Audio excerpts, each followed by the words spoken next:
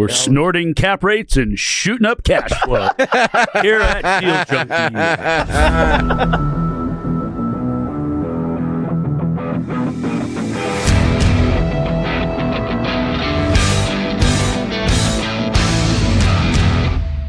Welcome to the Deal Junkies podcast. We do not have our fearless leader, Gabe Johansson, today. Megamind is not with us, but we do have the ever curious Trevor Howard, Dane McKinney, yours truly, Mike Nuss. So we're all going to get to talk today because Gabe is gone. So this is going to be my favorite episode. And Dane will finally get to speak. Yeah. He let me out of my cage in one of the recent episodes. I got a lot of texts about that. You just touched what I was always trying to think about. I could never figure out what was missing. You do a great job listening and asking good questions when you have the chance, but you don't talk a lot. Yeah. Me or Trevor? Both of you. Oh, heavens. So today we got a beginner episode because Gabe doesn't want to talk about beginner things. So this is the perfect time to do it. We're going to talk about just how do beginners actually get started in real estate? Because a lot of people ask us about that. We're going to address some of the common fears people have. And then we're going to dive into a lot of the lingo that you guys hear us talk about.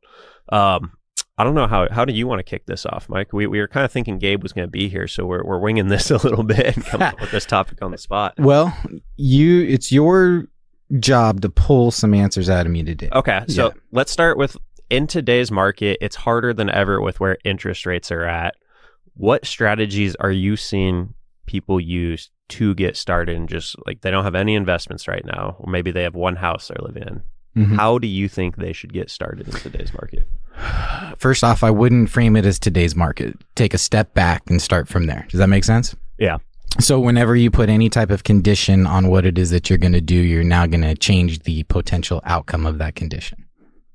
So I like to start at a more macro philosophical level, which is real estate has so many different directions you can go. It's a double-edged sword that what I see happen the most, and for context for people that don't know, I've ran a large meetup for 12 years, and 2 years prior to that I was hosting other meetings. So I've seen hundreds if not thousands of people come and go.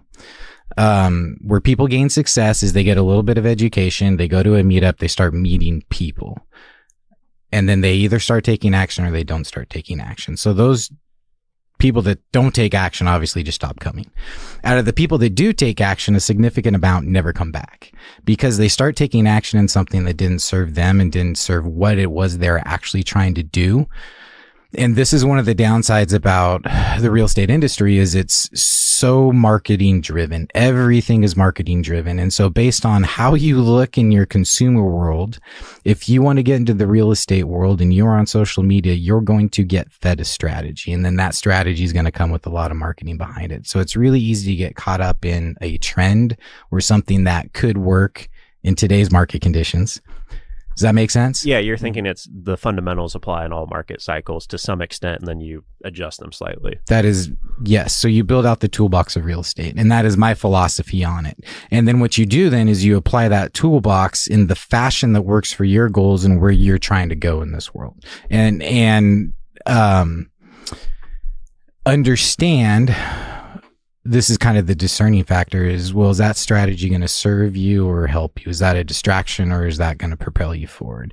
And if the steps you do make are propelling you forward, you're going to get that momentum so much faster. And once you can get that momentum is the key, because gaining any type of momentum in your activity is where it gets created. Yeah. So that was a little bit of a loaded question because this is something we deal with a lot of clients. So they come to us and they're like, okay, I want to get started. I want to buy a great deal or a good deal or whatever. It's like, okay, what is a good deal to you?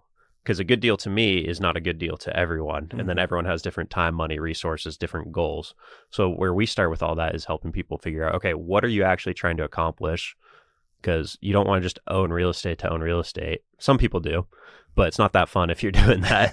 I tried that once and it was really annoying, it turned out. Should be a purpose behind it. Yeah. So that's where we start with people. Usually people have this similar problem of like, okay, they don't have that much money, not that much resources, not that much knowledge. So we're trying to figure out like, how do you do this with small amounts of money? So let's start there because that's just a broad group of people. Yeah, well, and one thing I say a lot is, well, the first thing you do is you evaluate your resources. And the biggest resources are time, skills, and money. Very rarely do people have all three. The people that have all three are like ourselves, right? So you're an operator. You have the time because it is your focus to be a real estate professional. What did I say? Skills. You have the skills because you've honed them and you use them and you do what you're preaching every single day. And money. You have momentum behind you. You have relationships. You have social capital. You have currency, right? So you have all three. So you're an operator. And that's why you're hosting a podcast that people are listening to, because they don't have all three of those. And so then you need to look at, well, what do you have? If you don't have money, you need to get skills or you need to have time. And then you put those skills and time to work. If you don't have skills, well, guess what? You have time to learn those skills. And if you don't have money, the best place to find value and add value is directly through acquisition. And this is exactly why wholesaling as a model speaks to so many people. When you think of real estate and you think of marketing, you think of no money down, no money, no credit, yada, yada, yada. All that is someone knows acquisition skills. They know how to find investment grade real estate. They know how to find the owner of that real estate, or at least who's representing the owner of that real estate. And then they know how to evaluate that, negotiate it. And then once it's negotiated and once it's in contract, that is the process of printing money for someone who doesn't have money. When that is done correctly, that is now a printing press, or you can call it a magnet, and then the capital will flow. So if you don't have money, but you have time, build the skills to then go find that magnet to then get the money. And that is, if you look at everything, and I had this conversation the other day, being a listing agent starts with being an acquisitionist. You do the exact same process, the exact same things a wholesaler does. Well, that's listing, or like me, a real estate investor does. You just have a different conversation because listing agents focus on a different tool. Right. So my approach to being successful in real estate is I go into a living room and here's a whole bag of tools and I set it down. And when I say set it down, that's just because my reputation's kind of there when I walk in the door, because I'm usually the last person to walk in the door, but it's a side piece. It doesn't even get discussed. It doesn't get opened until I find out about them. Yeah. So, I mean, if I'm listening to you right now and listening to podcasts, the message I take away from that is to start wholesaling. No. Can I give feedback? Because I am the most fresh out of the position that you're talking about, which is no time. Well, I had time, no skills, no money, but my time was directed somewhere else. And so I had to decide to direct my time towards real estate so that I could gain the skills and then hopefully get in a position where I had a little bit of money. Still working on that. But moral of the story is that was the only reason I got connected with the people who had the money. And so each deal needs those three pieces. And for those listening, if you don't have the money, then you have to be the person who's putting in the time and gaining skills. And so that's where it took me the first year and a half that I was a broker. I made nothing, because I mean, not literally nothing, but close to it. Because my whole goal was to learn all the skills, because I knew that I could find a way to like shove a deal through without actually knowing anything by just talking to enough people and kind of bouncing off the walls enough. But that wasn't the end goal, because that's what essentially Gabe told me to not have the end goal be. Well, and Kurt Arthur, frankly, was like, hey, you need to bring something valuable to the guys who are already really valuable. Otherwise, they're not going to talk to you.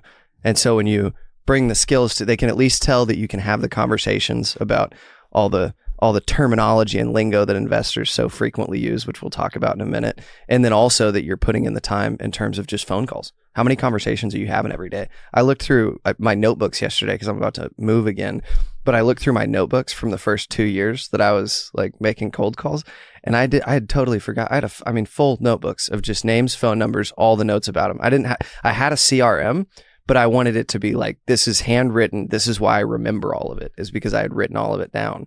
And then when you come to somebody and you're the one in control of the deal, you don't need the money.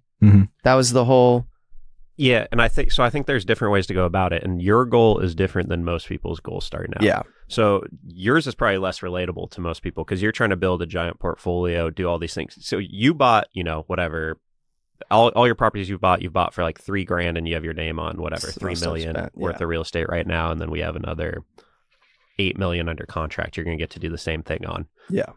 Most people starting out, I would say, aren't trying to do that and learn all those skills and find the deals and spend all the time to do that. They're trying to get into a deal. Like, how do I literally just start? Yeah. I would say that it's the exact same rules still apply. You're just scaling it down. And so instead of my partner being Gabe, who had 1,000 doors at the time that I met him, and I was like, well, that's the guy. Your partner was me. That's true. But the partner that I had with money was Gabe. Actually, it was you at the time too. That's true. That is true. Where I met him and I said, okay, this is where I want to be. This is how I get there. Instead, it's somebody new talking to like their uncle who has 5 rental houses. And then you come to him with some deal that you found on the market. He cares about, or your aunt, whatever, your mom, dad, who cares? But you're saying, hey, here's why I think this makes sense. I'd love to use my owner-occupied loan. I know that that's an advantage to you, but I need to use your money to do it. And it's scaled down to the lowest. And so not even the lowest, but just like, that's how you get in is you say, hey, somebody has the money. I found the deal. I know why it's a deal. I can use my owner-occupied loan. Here's my value, but I need your money. Yeah. So I think the moral of the story is there's a lot of ways to get into it. Yeah. But what helped you is you defined what your goal was. So you knew what you were looking for on the front end. So you knew like, hey, I'm not starting out with house hacking. I'm starting out with apartments, and this is what I want to buy right now. So I'm going to go find the apartment deal and then find the people who buy the apartment deals, add value to them so I could go into the deal. I'd say that's not even close to what most people do starting out. I would say that's the all-in track. And so we really went heavy down the all-in track because that fits him. He wants to do what we do. Yeah. That's the goal. Yeah. The other thought is if you want to get in, but you don't have time, you do have money, or you do have some skills, or you're working on those other 2 skill sets, become bankable. And that's an extension of the first thing that we said, which is being broke and trying to create money as an acquisitionist. But then that also works for the person trying to do their first project, right? So the acquisitionist, what's their goal? Is to own real estate. I don't have any money, so I'm going to create it here. However that's going to be, I'm going to create money here so they can become bankable. So it's just a different track to then become bankable to buy your first piece of real estate. And then in that scenario, you just leverage being bankable. And that's where, we'll talk about debt. And a lot of people are really, really afraid of debt. So become bankable, be comfortable with debt, and then leverage the most amount of safe debt, safe meaning the asset can cover it, as possible to then get started. Yeah, I agree with that. And I think we should touch on like house hacking too, because that's the path I took. And me. And you. And that's what we have, like probably 80% of the people we work with, that's their intro, because you get the safe debt. You get to jump into it with a very low risk. So I don't know if you want to share kind of just high level of what that is and how people can go about that. Yeah, so many people got into either house hacking or becoming an accidental landlord through just owning real estate. But the thought process is just you're already a renter. So why not buy a piece of real estate and rent out the other rooms? So now you are the landlord and the renter. So even if you break even on your living costs, there is a benefit there to owning the real estate that we can talk about all those benefits, but yeah. And to dive into it a little more. So like house hacking is just using an owner occupied loan to turn residential real estate into investment real estate. So you can do this multiple ways. You can buy a house, rent out the rooms. You could buy a duplex, triplex, fourplex. You could just buy a fixer-upper house, live in it for a bit, move to the next and repeat. You can hold 10 of these loans at one time. So you can literally do this year over year, 10 times. You can build a $10 million portfolio in 10 years, spending like $30,000 a deal. So you can spend $300,000 and build a $10 million portfolio just through this and never do any more, and you set yourself up. So it's like, it's such a powerful tool that people don't take advantage of because they don't. The biggest complaint is, I don't want to move. And I'm like, you are passing up on $10 million when you can pay a moving company $500 and 1 day of your time to move. And yeah, sometimes you just want to move though for the process, but yes. fully agree with you. Yeah, and that's like high level of like, okay, what is that? That's a great way to get started. But there's other ways. You're talking about like timeless things that work in other markets. So we saw what Dane did, where he's just partnering with people right away and he's aggressive and finding deals. What are other ways that you see people get started other than those two? The word starting's throwing me off, because I think you start from a position of adding value. Whether you add value to someone else's life or you add value to your life, you are now started. And then at that point, what are some other ways to then expand that start? Learn a different set of tools, and don't go, careful how I say this. You can learn about any real estate tool there is for free anywhere. I love this quote from Brandon Turner. He's obsessed about books because someone who spends 20 or 30 years mastering something will sell it to you for $20. So first, go learn the skill that you think is appropriate to you. Go learn the verbiage around it. How does it work? The absolute basics of it. The second thing is then go find someone that's using that tool, not just using that tool specifically, but using that tool in your marketplace where you will be using it, to ensure that that tool works in your marketplace, because not every tool works in every marketplace. And learn as many tools as you possibly can. And what happens and what you'll find is your ability to see value changes, your ability to see deal structure changes, your ability to understand the process in a much more nuanced way, which helps you negotiate better, which helps you hold your portfolio better, which helps you screen your tenants better. So essentially what I'm saying is you become an education magnet, or yeah, you're gaining skills over time. You're learning the new things of how you could do this. Like, perfect example, I bought my first property. I didn't know you were supposed to screen tenants. I just moved people in. Yeah. Because I had them apply. They filled out some information. I didn't screen them. I didn't check credit. I didn't check any of that. They punched holes through all the doors and all the walls. Like, and I could have avoided it, right? I learned that skill. And then you can take that to a next level too, of like, okay, I learned how to finance deals this way. I read all the books, whatnot. Now you learn how to sell or carry or wrap a transaction or lease option. And it's like, I think there's levels to that in every single aspect of real estate. But I think the big thing, like you're kind of hitting on there, is like, okay, how do you, I keep saying get started. I know you don't like it. But like getting started, you have to figure out, okay, what is my goal? Then I start educating myself on all these different things. Yeah. And then I figure out what value I'm going to add to this specific type of transaction, whether it's just value. You can do a deal all by yourself starting out. Like it is possible. And it's, you know, you probably use just house hack, honestly, or you can find a deal. There's a lot of different ways. I got a good answer for you. So the next best step, once you've started to gain skills, once you understand your route, you're comfortable in the direction you're going, is get an escrow. You learn more about real estate getting an escrow than you do ever just dancing around the edges of it. Yeah. And the reason being is once you're in escrow, guess what?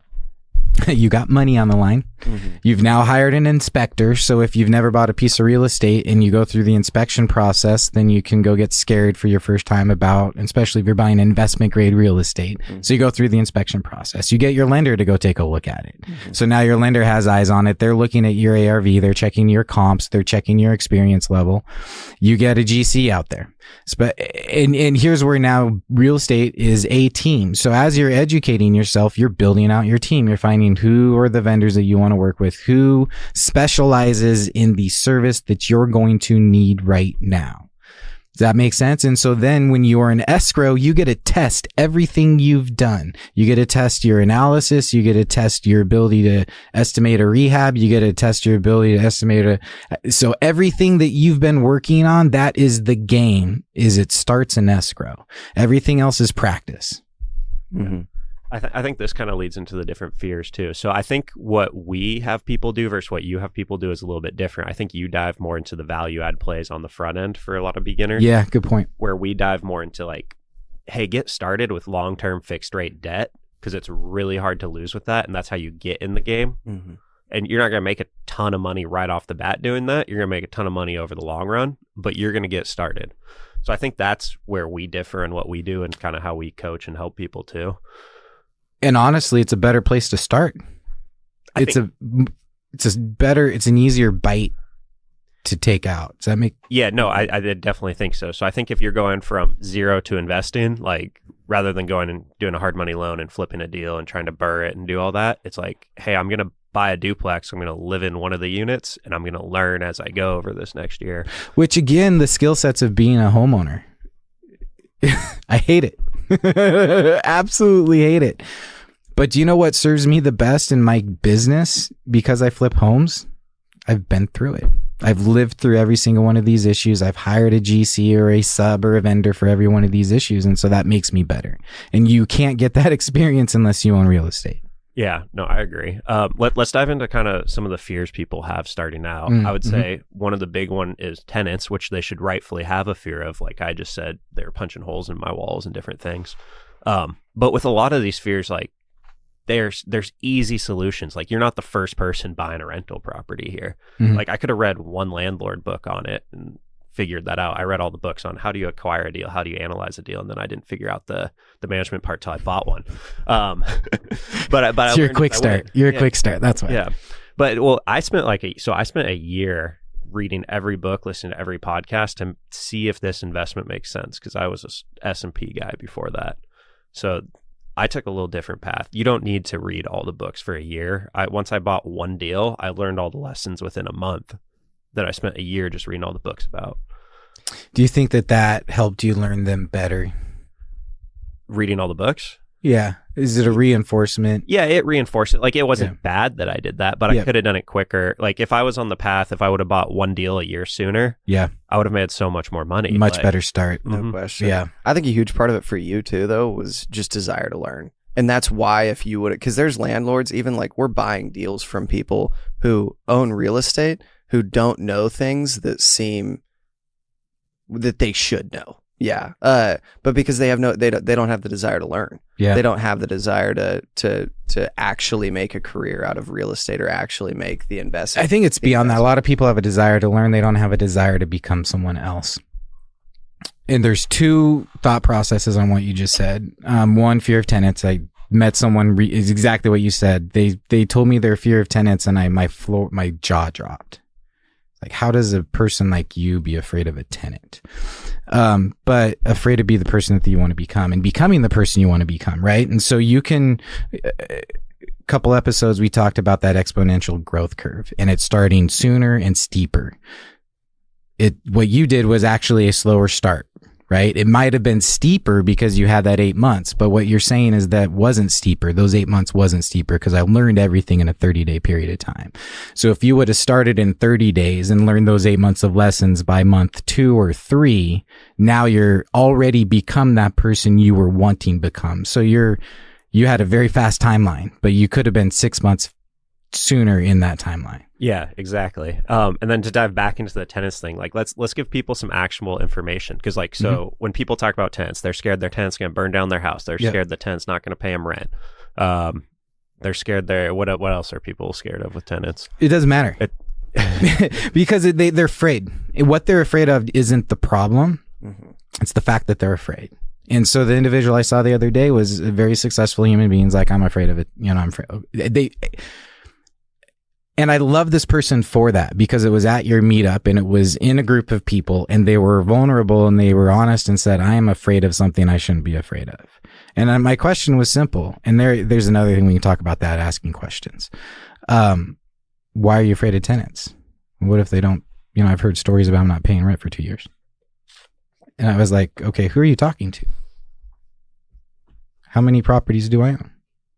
How many properties for how long have I owned them? And how many do I manage? They're usually talking to someone who had one bad experience, didn't know how to actually handle it, and then quit at that point. And that's where they're getting their advice from. Exactly. And so now that was their aha moment. You're right. Bad information. I stopped with bad information. And now they got to ask me a question. Well, what if this happens? Well, then you do this. Well, let's dive into that a little bit so people know. So your tenant stops paying you rent. Like, what do you actually do? Yeah. You do what the contract and the laws allow you to do. So you invoke your rights. And that's where social media comes in and becomes an issue, especially on the topic of real estate, because everyone has an agenda, right? And so think about how many people on a podcast in the Midwest that make money off people in Oregon, California, and Washington who buy real estate in the Midwest. So what is their podcast about? Stoking the fears of owning real estate in Oregon, California, and Washington. Mm-hmm. There's no actual valid reasons. It's the headlines of the news. And guess what? If you make it on the news, I've been there twice. It's not that bad. You won't die. It can actually be good for you. And two, that's the 0.01% of all housing households in the city. So the numbers are not against you to do that. The other thing is you do have rights. And so not only do you have them, but you then now need to know what they are, and you need to know how to implement your rights. And so that's, what are the notices? What does the contract say? Do I have a good lease? Is it approved by my local authority? Did I go to a good resource? It's not the lease that I signed to move into the house I'm in. I couldn't even read one page, couldn't even read it because it's 40 years old. Don't use that lease. Yeah. Right? Say go on like Oregon Rental Housing Association, buy a lease for like $5. Yep. It's updated by attorneys. You're good to go. You have all the notices, the whole package there for you. Yep. But let's say you do that. So you get the proper leases. Now you're giving a 90-day notice. Like, what are you doing when? Yeah. So, and here's I'm not a great person to speak on this because I am no longer in that level of detail in my company. 4 years ago, I was given CE classes on this. I could explain it all, but it's a 10-day notice of not paying rent. So a notice to then cure, right? So most notices to tenants are to cure. Look, you violated the unit. I'm giving you this notice that goes along with state law to give you notice to cure, or I'm going to invoke my rights. And that's what law is. And then you send that letter, and then you now have a management relationship. And I think where that statement, which it hit your face, which is most people are unwilling to become who they need to become. If you're going to self-manage your property, you're going to have to manage people and relationships. It's not easy we're not taught how to communicate about finances. We especially are not taught to judge people on how they live, how they pay their bills, right? Very few people are willing to or want to have that conversation, but that conversation kind of needs to happen. Either that or you're just mailing notices. So what I'm getting at is now the culture you want to create as a property owner and a property manager. I believe in creating a culture that's going to get you paid the best. That's going to increase your NOI over a longer period of time. I think a lot of people get so focused on the short period of what their cash flow is that they miss the big picture. So sometimes tenants don't pay rent. You know what happened when COVID first came on? I was doing Facebook Lives, and I was very loud. Be a bridge to your tenants, because help is going to come. Don't be fearful. Don't be afraid about your mortgage. Don't be afraid about this. Realize people need to live. We all have to have a community. We all have incomes. We all have resources. Let's figure it out. What happened? Yeah, it all got figured out. Our rent collection during COVID was like 102%. Mm-hmm. How do you get 102% rent collection? You overcharge? I don't know. What were you doing, Mike? Because people started prepaying rent. Yeah. Because they care about where they live. So the first thing is you need to understand what is it that you're investing in. If you're investing in housing, who wants to lose their housing? Yeah, no one does. Right. They don't want an eviction on their record. They don't want to go through these things. Like majority of people do not, especially if you screen them on the front end. Yep. And this is where when you get in the landlord-tenant law political argument, why the tenant advocates hate screening, because they'll pay their rent and not pay their credit card, or not make their car payment, or not make their furniture payment, or this payment or that payment. And so when you frame everything in credit, which you have to because it's part of the resume, then you miss out on the entire picture of what it is to actually provide housing. Yeah. So my takeaway from that, just because we're trying to give beginners like actionable information, it's like, okay, sorry, you guys got to go. Either you can hire a property manager, yes, never think about it again because they're going to do all of it for you, or you can go learn these rules, laws, and regulations through reading the online websites through the state of Oregon. They tell you all this information. You can go on sites like the Oregon Rental Housing Association, buy all these notices. you can read books and learn how do you actually deal with this. And a big part of it that you were saying there is you're dealing with people. You have to learn how to deal with people. So if you're brash and you're butting heads with people all the time, you probably don't want to be a property manager because you got to figure out how to get along with these people. I would say this to put a bow on that. Most people do not calculate management cost in their cash flow analysis when they're buying their first property. And the excuse is, I'm going to manage it myself. I don't believe in that philosophy. I think you at least need to understand what that is and have a cost attributed to it. But the reality of managing real estate is you talk to 5% of your tenants, maybe 20%. So it isn't even that big of a people person business. It's a huge people person business, but those hard conversations are very, very, very, very infrequent. And I think that scares a lot of people into it. Yeah, and I think people starting out should manage their own properties, especially if you're young and like just getting started, because you'll learn what a good property manager does and does not do. Because it's not rocket science. It's not that hard. Anyone can do it, but it helps you like understand what's actually happening. Yeah, you forced me to do it. Yeah, and I'm glad you did. I forced Dane to do it because I wanted him to learn about it. So we had a property, and I didn't let us do a property manager on it. Yeah, because he was like, "I don't want to. You need to know this stuff, like the fact that you haven't." And it was not fun. I will say, which is what I was told going in, and it didn't feel like it. Was that I think it was actually Alex who told me this, Ferry, but he was like, 90% of the contact that you have with that tenant is going to be in the like 2 weeks before they're in and the 2 weeks after they're in, and then you're never going to talk to them again. And I talked to him for 2 weeks after, maybe a month after. The move in, and the move in, right? And I've gotten 2 texts that have said, "Hey, getting paid late this month, but it'll be in on the 3rd or something." And then one text like 2 weeks ago, which was, "Hey, we'd love to renew our lease. Is that okay?" And I said, "Yeah, but you have to pay garbage now." And she said, "Okay." So it is that easy. And I think the other thing I'd like to get into, the big fear thing or that people pay into, is the damage, the physical damage on a property. Yeah, so that's what I was about to dive into too. Yeah. Like what happens if your tenant actually burns down your unit? Because that can happen. That is a risk of owning real estate. Yeah, and if it was a real threat, then we wouldn't have real estate owners. So there's the first philosophical frame of it. The other thing is, again, going back to stoking the fear. So people in the Midwest, what's their average security deposit? $400. Probably. Yeah. $400, $500, $600. What's your average security deposit? $1,200, $1,500. You know what my average security deposit is? Oh, you own houses, so like $3,000? $5,000. No, I own a lot of small multifamily, but it's over $2,000 a month. Yeah. How many tenants do you have move out cause more than a couple $100 in damage? Well, I buy a lot of shitty property. That doesn't count. After reposition, after you have put your tenants in through your screening process. Yeah. How off of them? Yeah, you're filling holes, you're dry patching some stuff, and you're doing some repaint. So it's not if you have a good tenant, you're basically cleaning the place. Yeah. Yeah. Maybe you've got some prorated rent, some utilities, there's some BS collections on the back end. Yeah, we pay out the majority of our security deposits. What does that say about the risk of having physical damage in your properties? Yeah, it's lower than people perceive. Way lower. But so the big risk of like, hey, they burn down my property, that is also covered though. That's why you have insurance on these things. So people they're worried about like these big one-off things happening, and they will and do happen if you own enough real estate. But that's why you have things like insurance to cover it. And why you don't underinsure buildings. I think that was a huge distinction when I met.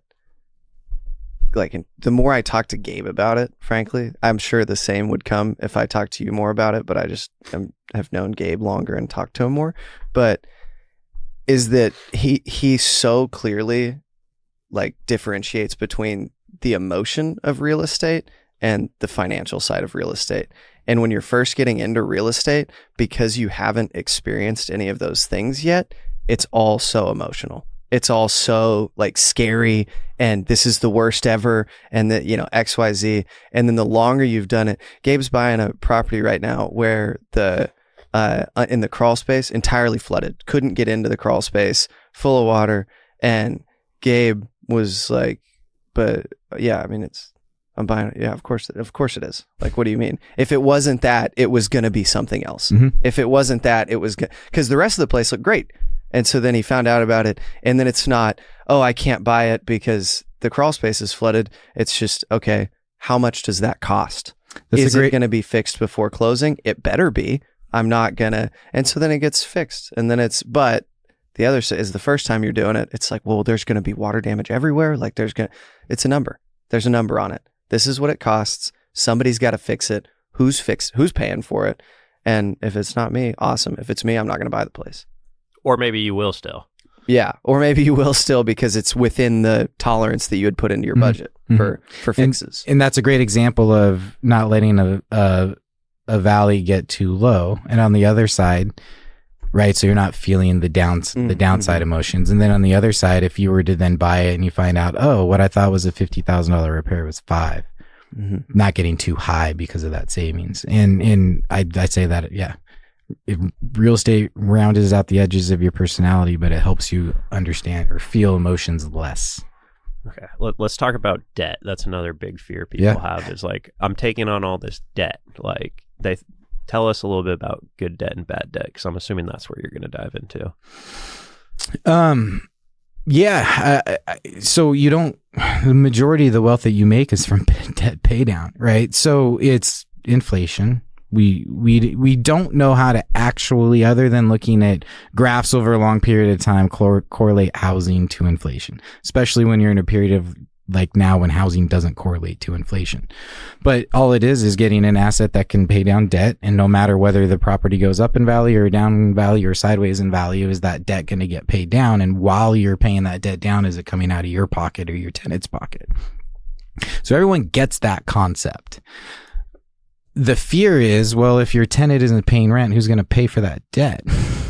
And so what's the story of that potential extra mortgage you have to pay? Is that a story of, hey, I may have to bridge it 1 month or 2 months or 3 months or 6 months? Is it a logical story that you can prepare yourself for? Or is that story, my tenant isn't going to pay rent and I'm going to have to pay the mortgage forever? And that's the exact thing. So if you don't quantify something, especially if it's fear-based, if you don't put a quantification behind it, your brain will turn it into whatever it wants to turn it into. And we know what your brain does with fear. It becomes the boogeyman. Yeah, because that's what we do see most people doing. They're like, they think forever this property is going to be vacant. And it's like, no, okay, even if you overprice it and like now you're negative $100 because you had to drop your rent, you're going to be negative $1,200 on the year. Like, is that life changing to you? That will come back over time. Like, it's not as scary as people think. Like, and then once you start playing the game like how we are, it's like, okay, how much debt can we get? Like, this stuff is awesome. Right. You start, so once you get comfortable with debt, then you start to understand debt. And once you understand debt, then you can start to use debt. And so then you start thinking things. One reason I love you is you're thinking, well, what's a market cycle? What's an economic cycle? If I can get debt to last longer than the economic cycle, and I know what the potential gaps are that I potentially need to cover, you can analyze that cycle. You can analyze that IRR. I know you're dying to get into. So that's a good point, because that's what we try to do with everyone starting out is you get long-term fixed rate debt and you can avoid most of the pitfalls. If you're doing short-term balloons, you buy a property, market crashes, you can put yourself in a sticky situation. If you have 30-year debt and you have a deal that is bleeding in negative cash flow, it will solve itself over time.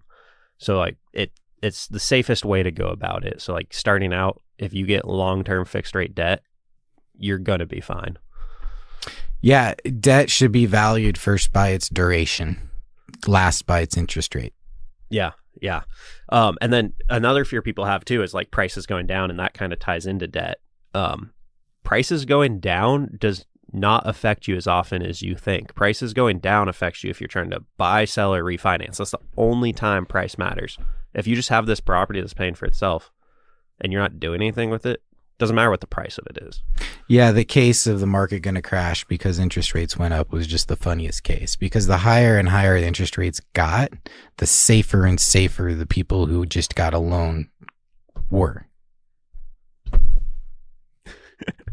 We'll explain that further for people who are listening. Well, why were interest rates going up? Tell us. Because of inflation. Why was inflation going up? Tell us. Because of interest rates. Because of wages. Everything spawns off wages and income and money. So the problem wasn't, that's what creates inflation, is more spending power for less supply. And so you're increasing the interest rates as the byproduct of incomes going up, the byproduct of spending power.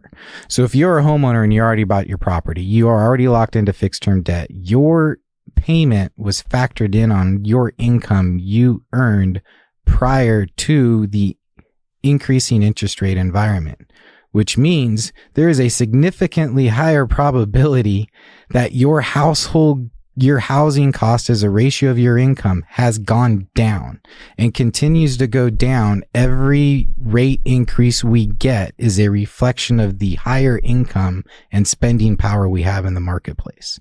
It is used to offset that increase in spending power. So as that spending power is increasing, the likelihood that your housing cost is lower is significantly higher. You're breaking Dane's brain right now. He's making some weird. That just came 100% out of my ass. I don't know if any of that makes sense or is real. Why did wages go up? You guys are getting off track. This is a beginner podcast. We are. Different. You can dive into economics later. It's supply and demand with jobs. So business is doing well. Why are businesses doing well? Because people are spending more. Why are people spending more? Because they have more income. Why are businesses doing well? So it's the cycle that we're in. I'll give you 30 seconds, Dane. Go ahead. I go back to 4 podcasts ago where I think that it was the money that was given out for free during COVID, the stimulus checks. I think that was the main factor behind all of it. Had the supply chain constraints physically not gotten, if that didn't take as long. Why did the supply chain get constrained though? Well, I'm in agreement with you. Okay. I mean, I don't want to disagree with any of it. No, I know, but it was because of the stimulus checks. You had money where you did not have supply. That's not and the only reason you reason. didn't have supply was because there weren't more workers. That's not the only There were reason. more people buying the same basket of goods. There were fewer people unloading shit, and there were ships stuck out in sea, and there were large ports that shut down. These are individual things, though. What was the cause of all that? The initial factor was that there was the same number of goods. GDP even if you don't increase money, just what happened from a physical standpoint of not getting goods to the marketplace would have created inflation. Okay, but why were there not enough goods? There weren't enough workers because people had. We're talking about a heat map discussion. The relativity of that was significantly more because of the extra income. And that's where I think the Fed had their verbiage of transitory, meaning it didn't have a long-term effect. They thought that these supply issues could get fixed sooner than they actually got fixed. And so they looked at this as a short-term piece of gasoline on a fire that would fizzle out. And because those supply chains didn't get fixed in time, now you have an exacerbation that then became beyond transitory. Mm-hmm. And then wages increased? Well, wages are now a byproduct of all the businesses making more money. Because we had to catch up. Exactly. Yeah. Okay. All right, I love that. That's fucking great test. Dude, I feel like a sharper knife. Could be wrong. Could be cutting me instead of we'll talk about the it universe. But all right, Trevor. And for beginners, none of that stuff matters. Just buy deals. That's so you guys didn't see it, but when I interviewed Gabe Hamill in live, that was the first thing I did. So I did my economic update, and then the first question I asked Gabe was, "How much does that matter?" Mm-hmm. Yeah, none at all. Like, well, you're just passionate about economics. Yeah. And you love to talk about that stuff. And it does matter in the grand scheme of things in the long run, and you can have outlooks. But for someone getting started, it doesn't matter at all. So the reason it matters to me, and I never answered your question really well, is I work on short time frames. So it matters to me significantly because of the time frames I work in. It's so much more valuable. Because you're trading. Because I'm trading and I'm developing. Yeah. I'm timing. Yeah, and your timing markets, you have short-term debt, so you're not, you have to think about those things and assess the risk with Correct. what you're doing. Cool. I love that stuff. Well, actually, I hate the economic stuff. That stuff's fun. I listen to you guys talk about it on the other episodes, and then I'm just like, I'm trying to follow along. So I imagine people listening are having a tough time. I wonder how many people Google capitulation. All 7 of our followers. My mom texted me about it. She's like, yeah, I think he's making up words. I said, I know he is. Yeah. I definitely probably misused the word. You used it like 4 times in one podcast, so I know that you misused it. Yeah. Because there's never you can't 4 times yeah, for there's it no to 4 be definitions. Talk about other common fears. So we've touched on a few of them. Some other ones, just people losing money, prices going down, and running out of money. I think running out of money. And this is why I don't understand why so many people are so gung-ho into doing new construction. Like, it's just, I see, I'm building this, I'm going to build this. It's like, whoa, Joe. Stabilize before you maximize, right? Stabilize your life, stabilize your bankability, stabilize your cash flow before you go build shit. So I think so many people are afraid of running out of money, and there's a lot of stories out there of people running out of money. And so they should be afraid of running out of money. Yeah, to some extent. Liquidity is the most important thing when it comes to holding onto real estate. Go ahead. No, I think he's agreeing with you. Yeah. He's saying the fear is running out of money, but there's a tangible way to fix it. 100%. Line everything else up on the front end. And that's why we have partners. I mean, that's the biggest, in my mind, that's the biggest advantage to finding somebody who, or at least somebody who's going to get you excited to get through it. Like positive partnerships where it's like, yeah, this is short term, but the easiest way to not run out of money is to contingency plan. Yes, to know, because the biggest thing with all these fears, like, they're fears because these things will happen and do happen. Like, they're not just from nowhere. But the solution is there is solutions to these problems. So like they are legitimate fears, but you can solve the problems and they shouldn't be stopping you. So like, yes, running out of money is a problem. Not, your tenant. Trust Trevor on that one. Ran out of money a few times. Yeah. Well, so, and again, running out of money comes down to your team. It doesn't come down to you. It comes down to your team. And who are you relying on and who's helping you make your decisions? So when you create your budget, is your team member the wholesaler wholesaling it to you, or is it the GC that you trust? Right? Is the ARV coming from your broker who represents a bunch of flippers and has flipped homes themselves? Or is the ARV coming from the broker who introduced you to this wholesaler that's never actually listed a property before? So, and that's a huge wide example. And that's how I'm just trying to paint the story, which is that's the value of getting into escrow is you can't learn how to contingency plan. You can't even learn how to run out of money until you get in escrow and get your team to do what they're supposed to do. Yeah. And I think it's important for people to understand too, like, you are going to run into these problems and you will make mistakes no matter how much you prepare on the front end. Mm-hmm. It's your ability to overcome once you run into that will like set you apart and let you keep investing. Because Gabe's talked about he lost $2.1 million. Like, he didn't plan to lose $2.1 million. He has he's considered a sophisticated investor, blah, blah, blah. Like, I've ran into those problems. You've probably ran into those problems. Dane hasn't ran into those problems yet, but we're hoping to get him there soon. Well, what you're advising also, and that's why I love your education, which is fix debt, buy a duplex, move into it. You're not going to come into the problems that Gabe had or Paul had. I said this to Paul when you're interviewing him, right? The kind of aha moment was the reason you lost money and the reason Gabe lost money and the deals that I've lost money on is because they were development deals and we ran out of liquidity when there was no value. If you house hack something, you're not going to run out of liquidity because there is no value. You're living there. It is, if you can live in it, it is financeable. And if it is financeable, there is value. If there is value, there is an exit. Yes, I agree. Yeah. Just because we're running low on time here, we wanted to dive into some of the acronyms. I wanted to save it for the end so we didn't bore people. That's smart.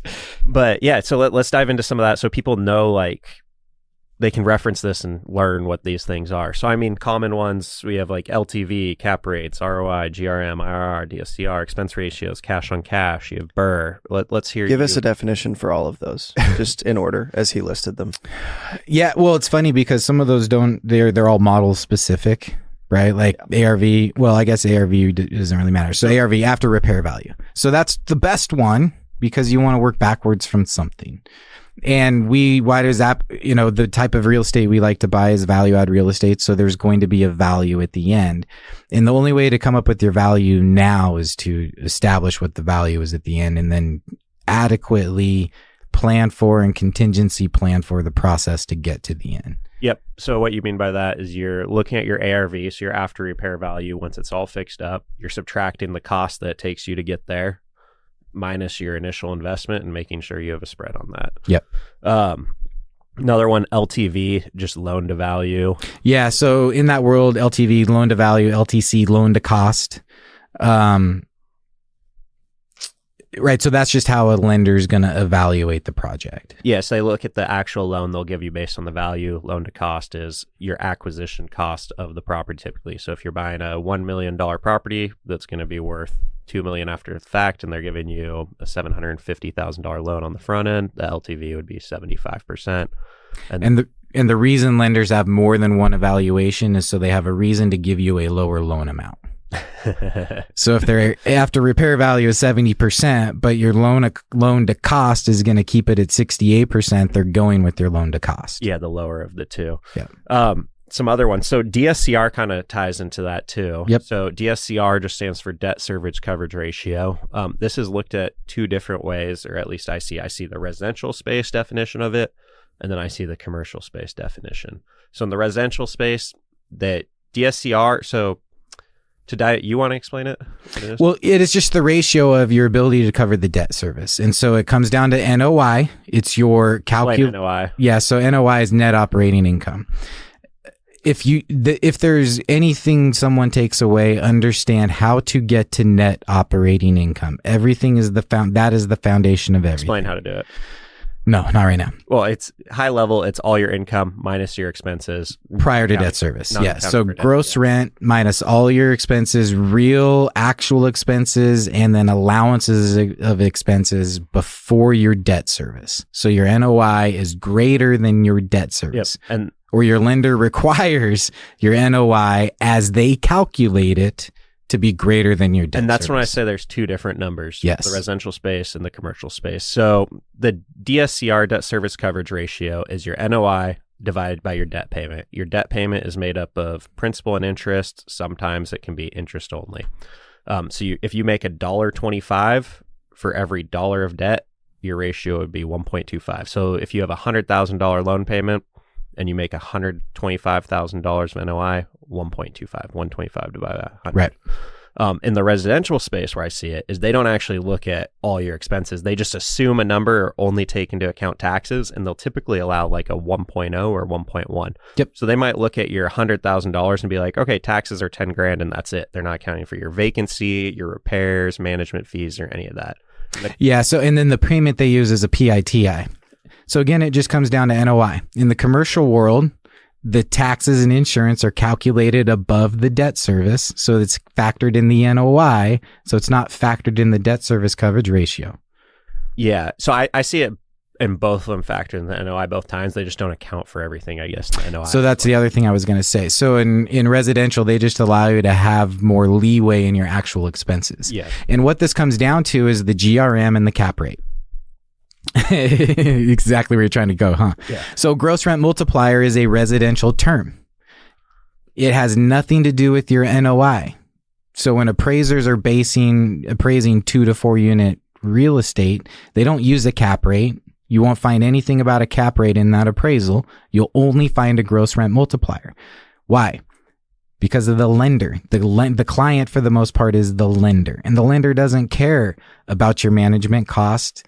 Most of the time, they're looking at it from your income, not the property's income. And because the lender isn't sophisticated in their analysis, the appraisers are not sophisticated in their analysis. So give the formula for GRM. It's really simple. It's your price divided by gross rent. Mm-hmm. And that is your GRM. Now, appraisers are taught to do that on a monthly basis. Realtors do that, or agents. Realtor is going to be a dinosaur term. Agents do that on a yearly basis, right? So a 12 is a 144. So a 12 to an agent is a 144 to an appraiser. Yeah. So what that means is, like, if you have a $100,000 property and you have $1,000 rent for the year, month. Yeah, we'll call it. You have $10,000 for the year. Do easy math. 100,000 divided by 10,000. Your $100,000 value. Yes, that's a 10 for the 12-month period of time, which would be 120 for an appraiser, or 8 for an appraiser, 8-ish for an appraiser, something like that. Gross rents multiplied by 10 equals 100,000. Yes. Yeah. You take your price, divide it by your annual income. Yeah. Normally looking at, if you're not talking about Mike's appraisal BS. My math was so wrong on what I just said. Yes, but you were correct. Okay. Yeah, that math was so bad. That's what happens when $100,000 property divided by $10,000 of annual income, you have a 10 GRM, gross rent multiplier. And so now you're evaluating the ability to pay and the value without actually considering expenses at all. Yeah. And then we have cap rates. So cap rates are used more so in the commercial space. Cap rate, capitalization rate, it's your unlevered return on investment. So it's very similar to an ROI formula for people who look at stocks and all that. In stocks, you have your price of your stock times your ROI, and that's or times your interest rate, and that's your ROI. Capitalization rate, it's your price times your cap rate, and that gives you your NOI. So it's very similar to that exact same formula, and it's just used to help value properties, if you want to touch on that a bit too. Yeah, the way an appraiser thinks about it, or the way I like to think about it, is it's your NOI divided by the cap rate comes up with value. So all Mike's doing there is algebra. He's just taking those three numbers and doing fucking matters. Algebra. Yeah. Right? And the reason I say it matters is because that gets your mind thinking in the process to come up with value. Because never is a cap rate as advertised an actual real cap rate. And the reason being is everyone comes to that cap rate at a different level. And so if you think you can say, well, this property is worth this because cap rates are this, you told me you don't understand cap rates. Because when you say cap rates are this, if you're not communicating in a range, you're not actually making up for misinformation. Does that make sense? Yeah. So to touch on that a little bit. So cap rates are used in the commercial space to help compare properties to each other. So you can go to a market and compare different assets, because the good part about cap rates is they don't use debt. So you can't compare people that put debt in different ways onto properties and compare their assets that way. So you have to use it without debt. So a cap rate lets you go to these different markets and hey, properties that are of this age and this size typically trade between a 5.5 cap and a 6.5 cap, or whatever range it may be. And these things get thrown off also. So if you have a property that's way under market rent, you may be willing to pay a lower cap rate for it because you can increase the cap rate to a certain point. And that's where people don't get it. And so a lot of people use a cap rate as the starting indicator of comparison or indicator of value to then look further. That's all it is. But when you're borrowing and when you are selling, that cap rate is really important to you. And so you need to understand, what is my actual NOI? So when we talk about planning and running out of money and contingency planning, well, when you're talking about a decent sized income stream and you base it on a 5 instead of a 5.5, right? Or you think you have 50 grand of NOI and you have 45 grand of NOI, and your cap rate is 0.5% off. That's $100-ish, $125,000, I think, quick math. Yeah, and to give people like a basic understanding of how it works too. Like, let's say in our general market, things trade, let's say between a 5 to 6.5 cap typically. So let's say you're buying $1 million property at a 6 cap. You take $1 million, you multiply it by 6%, 0.06, and that tells you your NOI is $60,000. So like Mike was saying at the beginning, you can reverse that to figure out value. So let's say you have $60,000 of NOI and this specific property is valued around a 6 cap.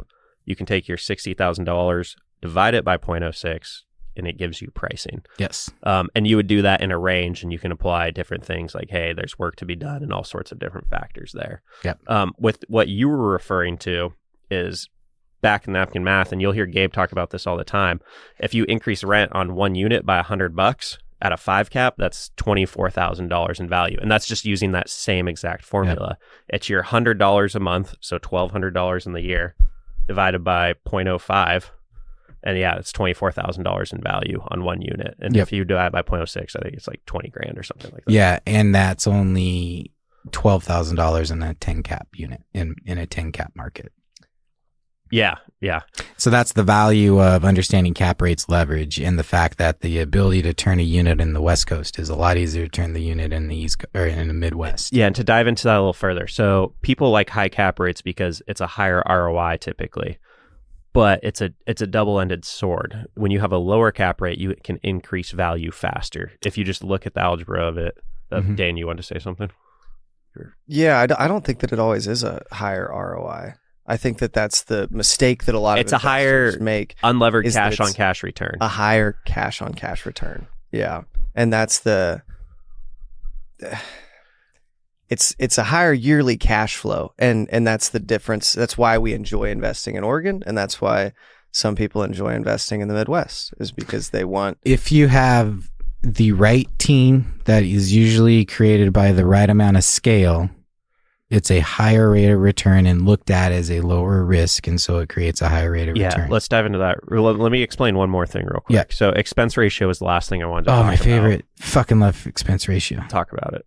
So NOI is a byproduct. It's the opposite of NOI. NOI is the opposite of expense ratio, right? So if your NOI is 65% of your gross income, well, then your expense ratio is 35%. And so that, in my mind, is actually the best way to analyze an asset immediately right off the get-go, is what is the expense ratio? And here's why. So in a retail scenario, the first thing you're going to see is that they say it's a 6 cap when it's really a 4 cap. The easiest way to spot that is their expense ratio is 10% instead of 30%. It shows up in the numbers. The other thing I like to look at is I love high expense ratio properties to buy. More efficiencies to improve upon. Low hanging fruit, right? So the first one rent increase and one utility bill back, you've now double-edged sword. You lowered your expenses, which lowers your expense ratio. You increased your gross rent, which lowers your expense ratio. So what did you do? You created value and you created cash flow. Yeah. So to dive into that a little further, another way to calculate the expense ratio. So it's the opposite NOI, like Mike's saying, or you're taking all your expenses and just dividing it by your gross rents, and that's your expense ratio. Yep. Dane, he was about to take it one direction. So talking about cap rates and ROI. So yes, your ROI is different, and then that comes into IRR. Dane, do you want to explain IRR? I think that's where you were going to go. Oh, I don't want to explain IRR. I don't think that it's a super valuable metric for beginners. IRR not at all for beginners. IRR is the present value of all future cash flows using a discount rate. That doesn't really matter to most people unless you're trying to pitch it to a very high level investor. This guy worked on Wall Street. And even in that scenario, this guy got a finance degree and had to do a bunch of that. And to Trevor's point, IRR is incredibly hard to calculate unless you are pitching it to high level investors. And that was why it was hard for you and I to underwrite based on that, because the point of an IRR is that you're looking at monthly cash flows or you're looking at a yearly cash flow, not the daily cash flow, which Excel will try to calculate. And that was the issue with the iterations and why it's annoying to do. However, it's important when you're buying something such as a share in a syndication or a share in a REIT that says they intend to pay you X amount each month for the first 2 years while they're, repairing the property. And then from years 3 to 5, they expect it to be this amount higher. And so that's your monthly cash flow versus your overall equity multiple on the investment itself. Yeah, and IRR stands for internal rate of return. And I think the point with all of these different metrics is not one is end all be all. They're all things to help you compare assets and give you an idea. It's a quick way to look at something. You can look at something and know like, hey, this is a 2 cap, and then you can look at the expense ratio and be like, okay, not a deal for me because I've looked at enough deals and I've seen this many cap rates and so on. Absolutely. It's what you do before you get an escrow and you really learn. Mm-hmm. Yeah, and that's a huge thing that like you'll figure out when you start working with other people too, and good partners, is that when you start working with a builder and you find something that has a good cap rate and like you're pretty happy with the expense ratio, and then the builder's like, we can't pay $300 a square foot for that thing. Right. We go out and it's like, before you've been in that scenario, and you're not looking at because like you never look at price per square foot because it's not something that is on your typical, it's not on the spreadsheet. And not to say that it's like even end all be all, because if we can get the return that we want, even overpaying price per square foot, we will, right? Because we get the right debt or we get the right. And so he's looking at facets of a deal that like Mark might not be looking at and that Gabe's not looking at. And that's why when Gabe's got like 15 of them in his head all at once. And so then he can tell you the one that he thinks is the most important. And then 3 weeks later, you'll figure out he's right. And he was on the value day one. But moral of the story is it takes a long time to get there. And so just getting familiar with all of these terms is the best way to start with one, figure out why it matters. Get to the next one, figure out why it matters. Start with NOI, get to cap rate, get to price per square foot, get to GRM. And then, 6 months later, you'll be able to value a deal based on, because I can look at a deal now and say that has to be a certain cap rate because nobody's going to pay that price per square foot. So if you tried to lower the cap rate, the price per square foot goes too high. Nobody would buy it. Yeah. And this is all part of underwriting. So people ask me, like, when you guys talk about underwriting, what is underwriting? Underwriting is just analyzing a deal. For you guys starting out, you don't even need to if you're doing residential real estate, you don't even need to be doing cap rates or any of that stuff. If you're starting out, you want to go figure out what is my debt cost? What is my income going to be? What expenses do I have? And what is my monthly cash flow? And what does this look like in terms of a cash on cash return? And then if you want to dive in a little further, you can calculate an ROI and you can add in like, hey, I'm expecting the value to be here once I do these, or just market appreciation to be at this point. Yeah. Just go principal pay down. Yeah. Just go buy a good piece of real estate that you can live in with good long-term debt, and then learn all those distractions after you've done that first step. Yeah. And to give people a helpful piece of advice too. So I underwrite all our commercial deals. I did not know how to do any of that starting out. I learned how to do that because I literally went on LoopNet. I looked at the expense ratios and all the data people put in LoopNet. LoopNet is just like Redfin, but for commercial real estate. And then I practiced running the numbers 100 times. So I just did 5 a day for, 20 days. And then bad at math. I need a spreadsheet. So let me say one thing. So you focused on what it is that you wanted to do, and you realized that understanding commercial debt was going to be an essential component to who you wanted to become. Do you know what I said about you the other day? To who? I can't remember who I was talking to. No, I don't know what you said. Yeah, I rarely ever remember who I'm talking to when I say things, but I was like, Trevor knows more about finance than I do. And I mean it, because I've been pretty focused in my little world of residential finance. You're heads and shoulders above me when it comes to how do I create a capital stack? What do lenders want to look at? How are they going to evaluate the deal? What's missing in this multifamily property? What is this spreadsheet? How am I calculating an IRR? You are light years ahead of where I've allowed myself to go from a finance level. And again, it's the fucking exponential. It's the hockey stick. You started earlier and your curve is so much steeper than mine. We're going to cut that as a testimonial on our website. Yeah, you should. You should. But I mean, how many people look at me and think I'm a master at finance? In Probably this room too. You can cut that out because that was very egotistical. I'd say there's a lot of people that think that I know a lot about finance. Yeah. So I'm just trying to give testimony. No, I appreciate that. That means a lot coming from someone like you, Mike. I love you. Thanks, man. You're welcome. By the way, if people can't tell, he teared up. It's the first time Trevor's actually let his eyes water. But that was just, we just wanted to dive into some beginner stuff for all you guys who are listening, because a lot of people ask us about it. So we'll mark this as a beginner podcast. I'm not really sure how to end this without Gabe, because he normally ends it. So we'll let Mike do that. But it was a lot of fun getting to talk more without Gabe being here. So we should do this more often. That was another episode of Deal Junkies. Thanks for joining us. We'll see you next week. We'll see you next week in 5 minutes.